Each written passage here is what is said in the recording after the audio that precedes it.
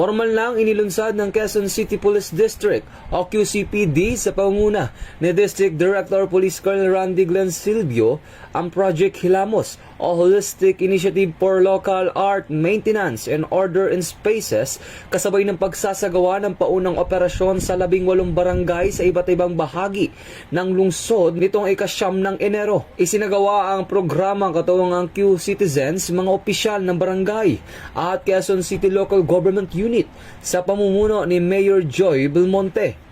Layunin nitong panatiliin ang kaayusan at kalinisan sa mga pampublikong lugar, maiwasan ang vandalism, at isulong ang ligtas at walkable at child-friendly na kapaligiran.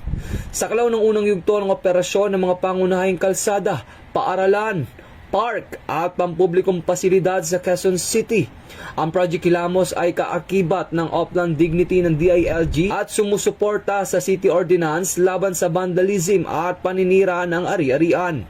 Hinikayat ni Police Colonel Silvio ang publiko na makiisa sa programa sa pamamagitan ng disiplina at aktibong pakikilahok upang gawing ligtas, maayos at kaaya-ayang lungsod. Ito ang bagong PNP para sa bagong Pilipinas, serbisyong mabilis, tapat at nararamdaman.